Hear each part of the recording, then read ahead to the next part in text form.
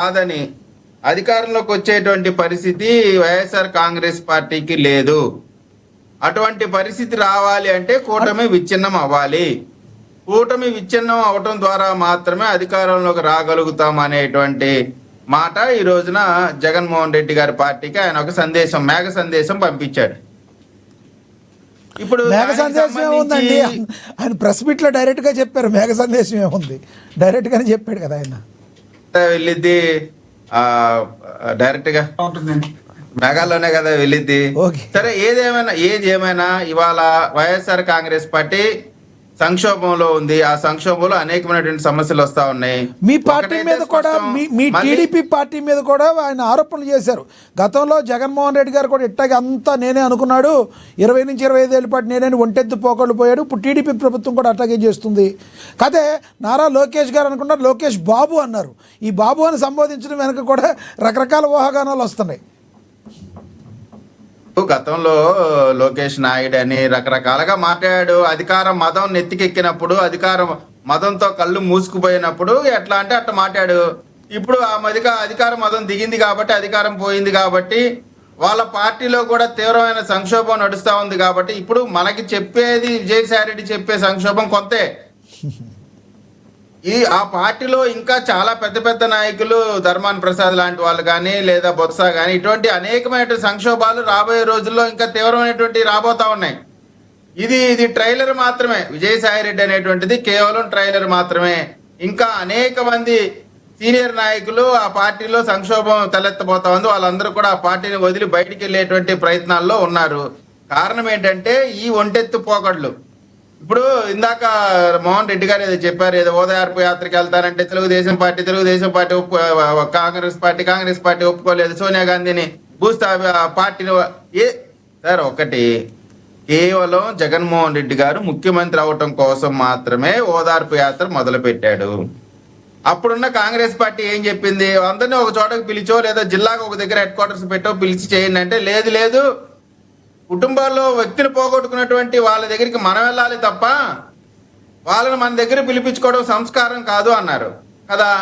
మరి ఇప్పుడు మీకు ఆ సంస్కారం కోల్పోవడం వల్లనే ఇవాళ మందా సాల్మన్ని కానీ, లేదా ఈ మధ్యకాలంలో జరిగినటువంటి బాధితులందరినీ మీ దగ్గరికి ఎందుకు పిలుచుకుంటున్నారు అంటే, కేవలం అప్పుడు కాంగ్రెస్ పార్టీని విక్టిమైజ్ చేయాలా, నేను ముఖ్యమంత్రిగా నన్ను చూడండి, నా బలం చూడండి, నా జనం చూడండి అని చెప్పి ఒక షోకేసింగ్ చేసుకోవడం కోసం మాత్రమే. ఏంటంటే మీ పార్టీ విజయసాయి రెడ్డి గారిని ఇబ్బందులు పెడుతుందంట. ఆ ఆస్తులకు సంబంధించిన ఆయన కావు, నా చుట్టాలి అని చెప్పినా కూడా నన్ను టార్గెట్ చేస్తుంది టీడీపీ పార్టీ అని మీ పార్టీ టీడీపీ ప్రభుత్వం మీద, టీడీపీ పార్టీ మీద ఆయన డైరెక్ట్గా మాట్లాడిన పరిస్థితి. ఎందుకు పాపం ఆయన్ని విజయసాయి రెడ్డి గారిని ఆయన ఇబ్బంది పెడుతున్నారు మీరు? సార్, ఒకటి విజయసాయి రెడ్డా లేదా మిథున్ రెడ్డా లేకపోతే భాస్కర్ రెడ్డా అనేది కాదండి. నేరం ఎవరెవరైతే చేశారో వాళ్ళ వెనక చట్టం పడుతుంది. వాళ్ళ మేమేదో పర్సనల్ గా ఆయన మీద ఆయన కాదో అవునా అనేటువంటి దానిపైన కాదు. ఆయన నిజంగా అతనికి ఏం సంబంధం లేకపోతే కోర్టు ముందు కడిగిన ఆనిముత్యంలాగా బయటకు వస్తాడు. ఇప్పుడు ఆయన ఇప్పుడు సుమతి శతకాలు ఎన్ని చెప్పినా ఎవరు ఏంటి అనేది, ఇప్పుడు ఆయన ఒక్కటే ఏమంటాడు, జగన్మోహన్ రెడ్డి గారు మళ్ళీ అధికారంలోకి రాడు. అదే ఆయనకు ఒక క్లారిటీ ఉంది. కారణం ఏంటంటే ఈ ప్రభుత్వం ఉద్యోగ కల్పన కానీ, అభివృద్ధి కానీ, సంక్షేమం కానీ అన్నిటిని కూడా సమపాలనలో తీసుకెళ్తా ఉంది. ఉద్యోగ కల్పన జరుగుతా ఉంది. ఆయన అలా చెప్పలేదు కదా. ఇది మీ అభిప్రాయం. ఆయన ఏమంటాడు, ముగ్గురు కలిసి ఉన్నంతకాలం రాదు.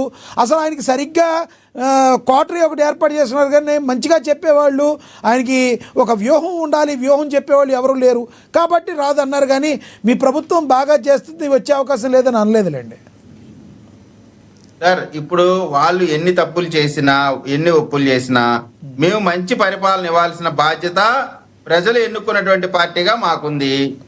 వీళ్ళకి ఎప్పుడు కూడా ఇటువంటి పెట్టుబడులు ఇటువంటి తెలియదు కాబట్టి పిచ్చి నవ్వులు నవ్వుతూ ఉంటారు. మన పెద్దలు గౌరవనీయులు కేఎస్ ప్రసాద్ గారైనా, మోహన్ రెడ్డి గారైనా ఏంటంటే ఇటువంటి ఇన్వెస్ట్మెంట్లు వాళ్ళకి తెలియదు కదా. ఇప్పుడు పిచ్చి నవ్వులు నవ్వటం తప్ప చేయగలిగేది ఏం లేదు. మళ్ళీ అధికారంలోకి రారనేటువంటి వాస్తవం వాళ్ళకి తెలుసు కాబట్టి వాళ్ళు కూడా ఏమి చేయలేక నవ్వుతూ ఉంటారు. ఇప్పుడు కొన్ని సందర్భాల్లో ఏంటంటే మనం ఏం చేయలేమనుకోండి, నవ్వుతారు అంతే. ఊరికే నవ్వేస్తే దాన్ని లైటర్ వేలో తీసేద్దాం అనేటువంటి ఒక కుయుక్తి పన్నుతా ఉంటారు. వీళ్ళు నవ్వినా, ఏడ్చినా, ఏమి చేసినా ఆంధ్ర రాష్ట్రంలో ప్రజల యొక్క నమ్మకాన్ని చూరగొని అభివృద్ధి, సంక్షేమం, ఉద్యోగ కల్పన, శాంతి భద్రతలు, ప్రజలకి ఒక నమ్మకం, ఈ ప్రభుత్వంలో మనం స్వేచ్ఛగా ఉండొచ్చు అనేటువంటి ఒక నమ్మకాన్ని కలిగిస్తూ ముందుకెళ్తున్నటువంటి పరిస్థితి. ఎవరు ఏ బాత్రూంలోకి వెళ్తే ఎవరు నరుకుతారనేటువంటి భయం లేదు, ఎవడు ఆస్తిని ఎవడు కాజేస్తాడనేటువంటి భయం లేదు, ఇంట్లో వాడికి రక్షణ లేకుండా లేని పరిస్థితి కాదు.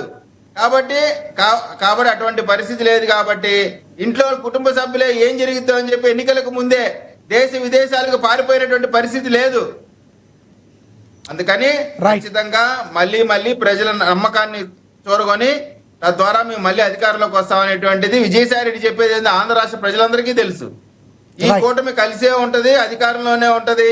నేను ఒకటే క్వశ్చన్ వేస్తున్నా, ఇందాక మోహన్ రెడ్డి గారు చెప్తా ఉన్నారు కదా కలిసి రావాలని, అంటే మీరు పోటీ చేయరా? మేము ఒంటరిగా పోటీ చేస్తే మీరు పోటీ చేయరా చెప్పండి. కాబట్టి ఇవన్నీ ఏంటంటే చాతక అదే ఏదో అంటే ఇక్కడ ఇంకోటి కూడా చరిత్ర ఒకటి చెప్తుంది. ఇప్పుడు మీరు ఒంటరిగా పోటీ చేసి గెలిచినవి కూడా లేవు కదా దాఖలాలు. మీరు టీడీపీ పార్టీ చంద్రబాబు గారు ఆధ్వర్యంలో ఎప్పుడు పొత్తుల మీదే గెలిచారు, కానీ సింగిల్గా వెళ్ళినప్పుడు మీరు వెళ్ళటం కానీ ఓటమి పైన సందర్భాలే ఉన్నాయి. అది వాళ్ళు అనేది ఒకటి. ఇప్పుడు రాజశేఖర రెడ్డి గారు అనేక కాలం నుంచి 78 నుంచి రాజకీయంగా ప్రయత్నం చేస్తా ఉన్నాడు. ఆయన 2004లో అన్ని పార్టీలతో పొత్తు పెట్టుకుంటేనే కదా ముఖ్యమంత్రి అయ్యాడు. ఆయన ఇండివిజువల్ గా అవ్వలేదు కదా. ఆ పొత్తులో భాగంగా ముఖ్యమంత్రి కాబట్టి ఆయన ఒక్కటే ఇది అనేటువంటి రాజశేఖర రెడ్డి గారి గురించి చెప్పట్లేదు, జగన్మోహన్ రెడ్డి గారు చెప్తారు ప్రజాస్వామ్యంలో పొత్తులు నిషిద్ధం కాదు. కిరణ్ గారు మా పార్టీ పైన నమ్మకం ఉంది, పొత్తులు పెట్టుకుంటున్నారు. జగన్మోహన్ రెడ్డి గారి పార్టీతో పొత్తు పెట్టుకునే ఒక పార్టీ చూపిండి ఆంధ్ర రాష్ట్రంలో.